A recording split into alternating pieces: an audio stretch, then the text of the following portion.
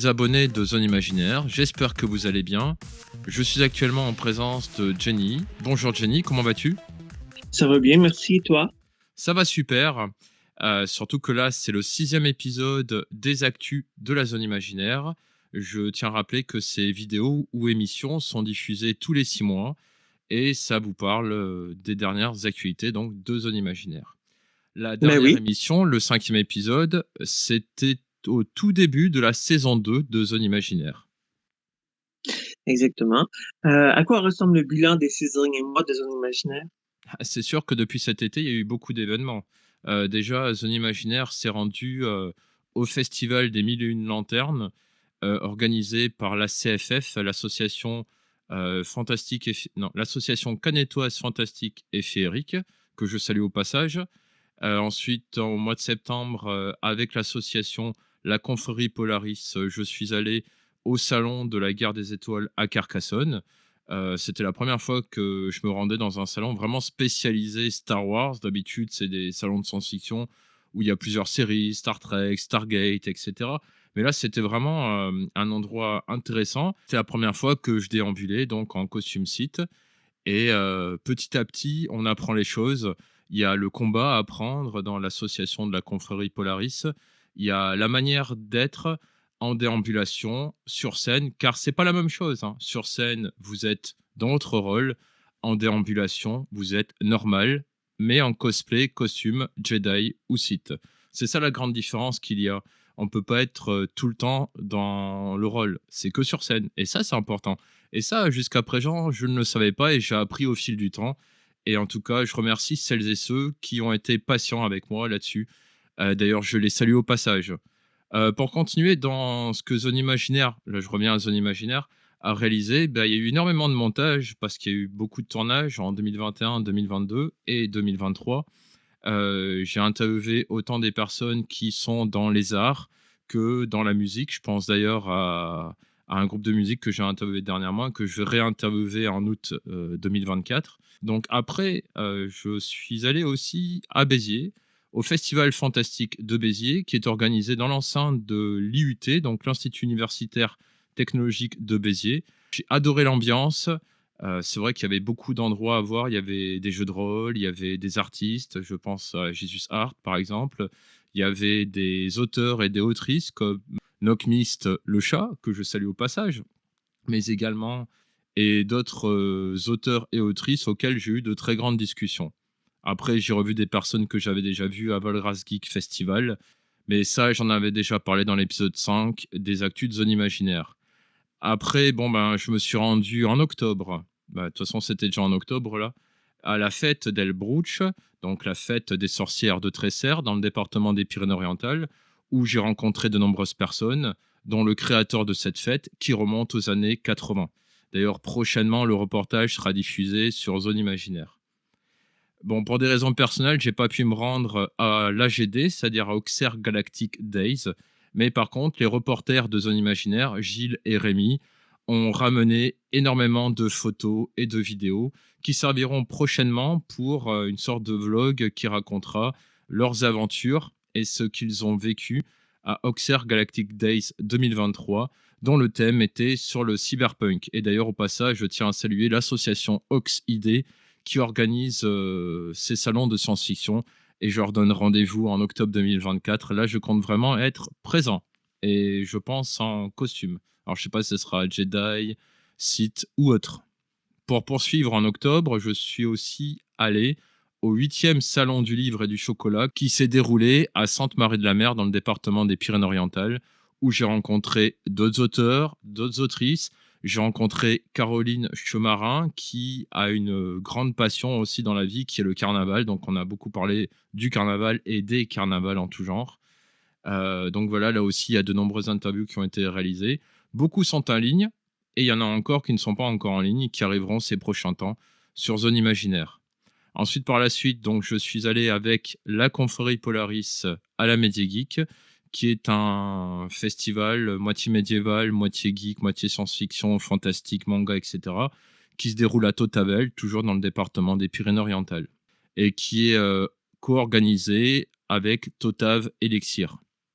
Toujours en novembre, je me suis rendu à la fête de la Saint-André, les 25 et 26 novembre 2023, où j'ai suivi sur 2 jours le groupe folklorique Les Niros del Conflent, que je salue au passage. J'ai passé 2 journées formidables avec ce groupe. Ce sont des gens fort sympathiques, très passionnés dans ce qu'ils font. Je garde un très très bon souvenir de cette fête de la Saint-André, que ce soit le soir avec les choréphoques ou le lendemain avec les Gegants qui sont venus d'un peu partout de la région.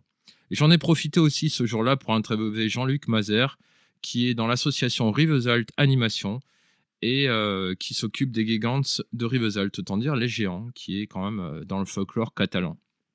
Suite à ça, donc j'ai commencé à suivre l'association Rivesalt Animation. Je suis rentré dans l'atelier où le hangar des chars, et comme celles et ceux qui me connaissent depuis fort longtemps, vous savez que moi et le carnaval, c'est une histoire d'amour depuis que je suis petit. Quand j'ai vu les chars des Babao, ah ben, j'étais aux anges. J'étais comme un gamin, quoi. Voilà. Et donc, petit à petit, ben, je les ai interviewés, je les ai suivis. Et puis, j'ai rejoint à titre personnel aussi l'association Rivesalt Animation, qui organise de nombreuses choses sur la commune de Rivesalt, comme qui participe au marché de Noël, à la fête de l'abricot, la fête du muscat, et puis bien sûr la fête du Babao, le carnaval de Rivesalt, qui aura lieu prochainement le 9 mars 2024, où il va y avoir la réinsertion d'une tradition qui se réalisait auparavant et qui commence à revenir maintenant sur le devant de la scène, ce qui est bien parce que ça représente le folklore catalan et le folklore du secteur. Personnellement, les traditions sont importantes. Il faut qu'elles soient conservées et préservées au fil du temps. Donc ensuite, en décembre, avec le groupe Rivesalt Animation, pour les suivre, je les ai suivis à la grande fête des géants qu'il y a eu à Elne pour la Sainte-Eulalie. Et donc là, j'ai réalisé des vidéos qui seront diffusées prochainement sur Zone Imaginaire. Je suis allé aussi à des centres de gravure et d'art dans la ville de Céré, où j'ai réalisé également des interviews, comme une qui a été diffusée dernièrement, Marcel Deltel, et aussi Madeleine Ossiquian. Et bientôt, il y en aura d'autres. Donc voilà, donc il y a eu énormément de choses réalisées en 6 mois, dans tous les différents arts, dans tous les différents imaginaires, dans des zones imaginaires différentes, hein, que ce soit les mangas, les animes, l'art, le street art, les traditions catalanes, le folklore. Oui, j'avais oublié que j'étais aussi allé à la fête de l'ours à Arles-sur-Tech dernièrement. La science-fiction, le fantastique, le fantasy, et avec toi le folk horror. Bref, Zone Imaginaire saison 2 est bien remplie et va continuer au courant de l'année 2024. Désolé, je suis Mais, bavard. oui- mais oui, c'est des bonnes nouvelles. Puis merci de nous avoir fait part du bilan. Mhm. J'avais Euh, oublié aussi un salon du livre à Céré et un autre à Rivesalt. Et sinon, toi qui écoutes toutes les vidéos de Zone Imaginaire avant qu'elles soient publiées, qu'est-ce que tu penses de ces 6 mois? Ça a été 6 mois de découvertes très intéressantes. J'adore beaucoup la variété des sujets, des artistes, de ce qu'ils représentent. Parfois, il va arriver un moment où je vais me dire, oh, ça me touche un peu moins. Et puis là, ah, ça y est, on va tomber vraiment dans le monde imaginaire du créateur ou de la créatrice. Et je vais être passionné parce que je vais ce qu'il va me présenter. Donc, pour moi, c'est des belles merveilles à chaque fois. Est-ce que d'après toi, tous les axes de l'imaginaire sont représentés? Parce qu'il y a autant de personnes qui sont artistes, qui dessinateurs, illustrateurs.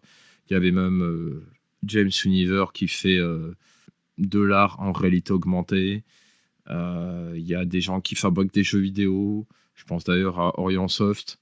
Il y a des mangaka qui dessinent donc des mangas. Il y a ceux qui font du sabre laser avec la confrérie Polaris, ceux qui sont cosplayers et cosplayeuses. Il y a aussi les carnavals, puisque là on est en période carnavalesque, donc il y a de plus en plus de vidéos sur le carnaval. À l'interview de Joël Cimarron, il m'avait parlé de l'imaginaire dans la gastronomie. Oui, puis on s'y attend pas, on n'y pense pas, hein. on se dit, ah ben la cuisine, moi pour moi, faire la cuisine, c'est tellement technique et c'est pas ma place à moi.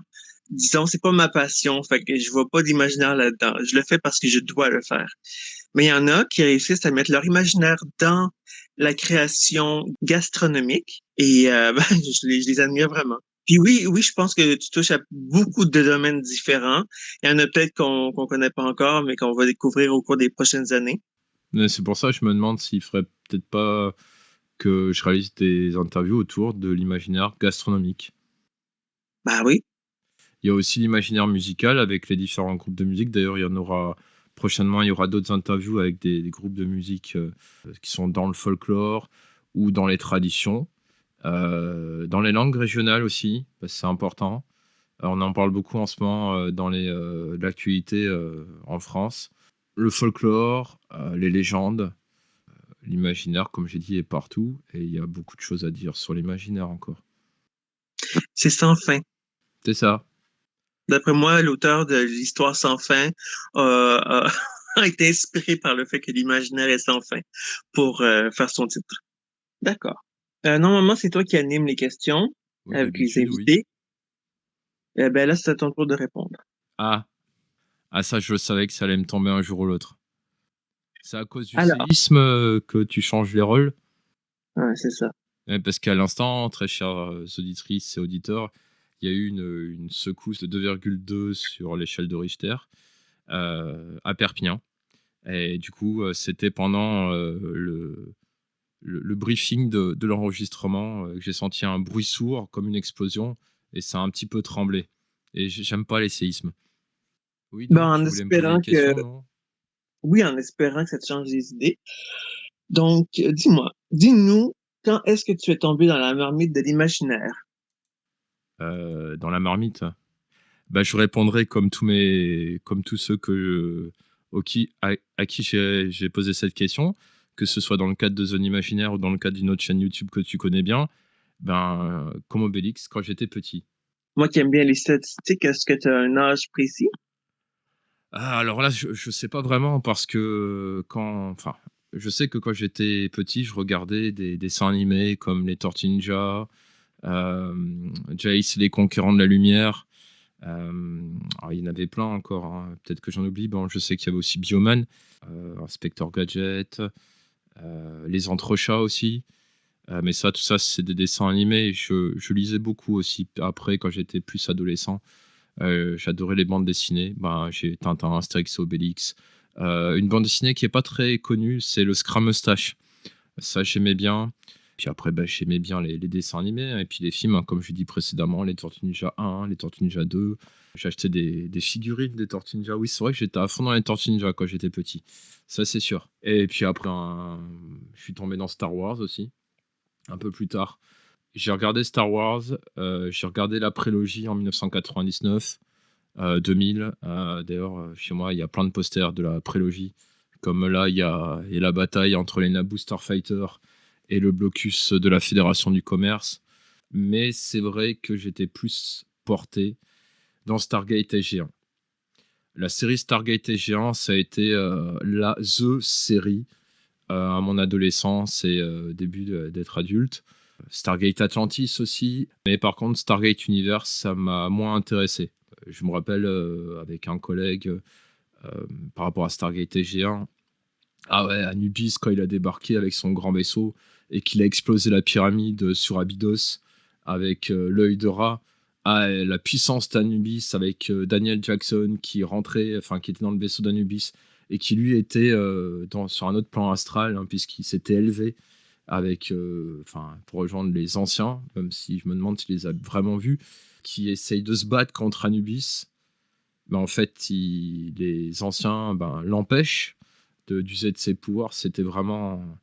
Ah, ça, c'était un épisode qui m'avait beaucoup marqué. Après, c'est sûr, quand il y a eu le deuxième téléfilm, parce qu'ils ont fait deux téléfilms après, là, qui s'appelaient Ark of the enfin l'Arche de la Vérité, pardon, et avec les Ori, et après, c'était Stargate Continuum. Stargate Continuum, c'était bien aussi. Mais bon, là, c'était différent. C'était le Seigneur Baal. D'ailleurs, Baal, il a eu plein de jeux de mots avec. Son acteur est décédé ces dernières années. C'est dommage parce que j'aimais bien aussi le personnage de Baal et heu et puis voilà, c'était intéressant. Si j'avais à répondre à une autre question, parce que, tu sais, souvent dans les interviews, je demande: «Est-ce que je suis plus science-fiction, fantastique et fantasy?»